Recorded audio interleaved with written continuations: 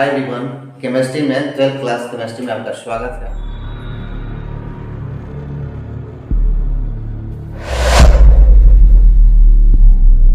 आइए हम लोग पहले एपिसोड में पढ़े हैं कि ठोस पदार्थ की अवस्था जो है तीन होता है, ठोस, द्रव, गैस।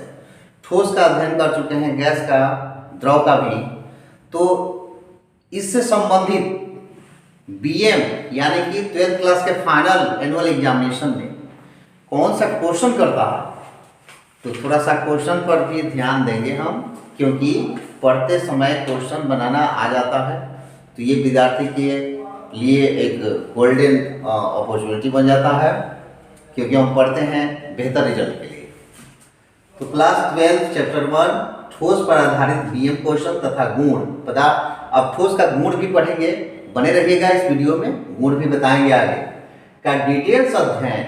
आइए, ठोस पर आधारित प्रश्न क्या होगा? पहला होगा ठोस कठोर क्यों होता है? तो ये बहुत इजी है। उसके बीच अणु, उसके जो ठोस के अणु परमाणु के जो बीच आकर्षण बल, अंतराण्विक आकर्षण बल लगता है। वो क्या होता है? अंतराण्विक आकर्षण बल प्रबल होने के कारण, यानी कि अधिक होने के कारण ठोस क्या हो जाता है? कठोर हो जाता है। जैसे ईंट है, ईंट को मारते हैं तो चोट हमको ही लगता है क्योंकि कठोर है। अच्छा, अगर मान लीजिए कि हम पानी को मारते हैं तो द्रव है, उसके अंतराण्विक बल थोड़ा सा कम है, प्रबल नहीं। तो अंतराण्विक आकर्षण बल प्रबल होने के कारण ठोस कठोर होता है। और पानी में अभी आपको बताया कि पानी कठोर नहीं होता है, क्योंकि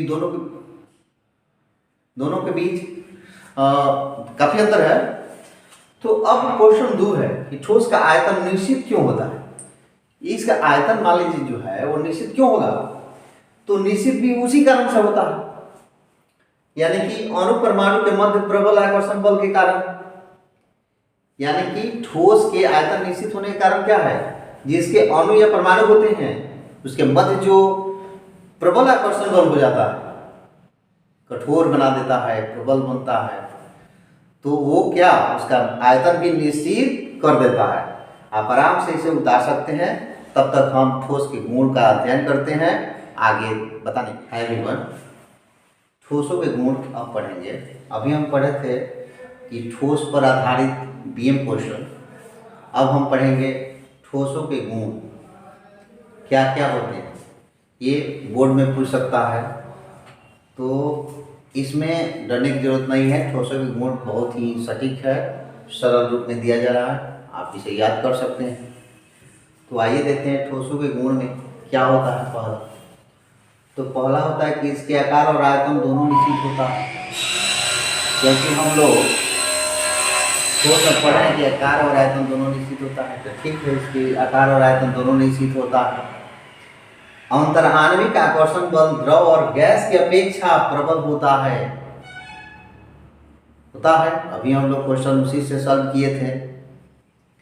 यह असंपीड़ित होते हैं, ये जल्दी दबते नहीं हैं। विसरण गुण फैलाव,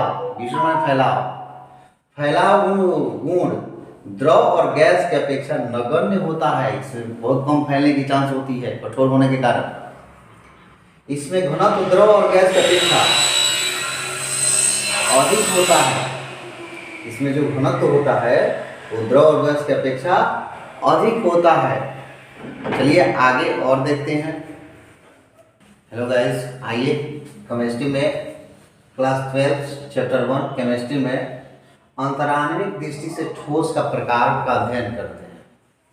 हम जानते हैं कि ठोस के अंतराण्विक आकर्षण बल अधिक होता है। तो इसके 2 प्रमुख प्रकार होते हैं।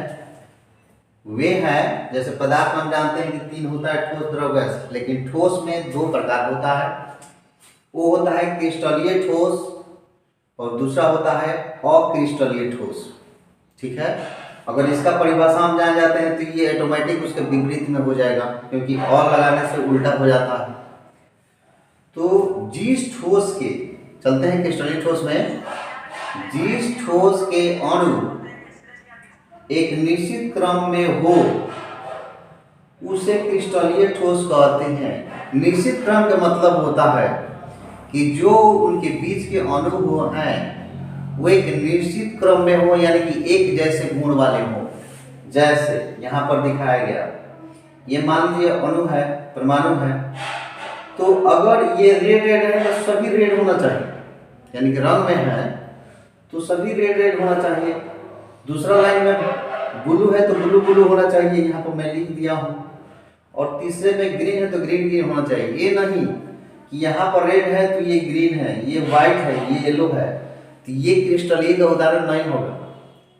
ठीक उसी प्रकार क्रिस्टल ए का होता है कि कोई व्यक्ति विद्यार्थी है, 12, 10 या 20 समूह में है, तो सब लोग अगर माथा इस तरह झाड़ा है तो सब लोग उसी तरह झाड़ लगाया है तो क्रिस्टल ए में आ जाएगा। अब तो समझ गए होंगे कि उसके जो एक निश्चित क्रम में होते हैं, यानी कि जिस ठोस के अणु एक निश्चित क्रम में हो वो क्रिस्टलीय है, जिस ठोस के अणु एक निश्चित क्रम में हो क्रिस्टलीय है। अब हम दूसरा देखते हैं अक्रिस्टलीय ठोस। तो ठीक हम बताए थे कि अगर क्रिस्टलीय हम समझ जाते हैं तो अक्रिस्टलीय भी समझ में आ जाएगा। तो अक्रिस्टलीय ठोस जो है, तो ठीक उसके विपरीत जिस ठोस के अणु एक निश्चित क्रम में न हो उसे हम अक्रिस्टलीय ठोस कहते हैं। जैसे में यहाँ देख सकते हैं, ये मान लीजिए कि एक पदार्थ है, इसके जो अणु के जो है यहाँ सजा दिया गया है। तो एक ब्लू है तो एक वाइट है, एक येलो है, वाइट है, ये येलो है तो एक रेड है, एक ग्रीन है। तो इस तरह एक निश्चित क्रम में नहीं है, इसके अणु जो है निश्चित क्रम में नहीं है, इसलिए क्या हो गया, ये अक्रिस्टलीय हो गया। तो क्रिस्टलीय का अगर उदाहरण देखते हैं तो NaCl, Na2SO4, चीनी, नमक जो है ये है, इसमें रबड़, कांच, प्लास्टिक इत्यादि आ सकता है, क्योंकि इसके जो अणु परमाणु है वो निश्चित क्रम में नहीं होने के कारण इसका अणु परमाणु निश्चित क्रम में है, इसलिए इसका उदाहरण NaCl, Na2SO4 और इसका उदाहरण रबड़, कांच, प्लास्टिक हो जाएगा। तो है नहीं, इसी आगे बढ़ते हैं।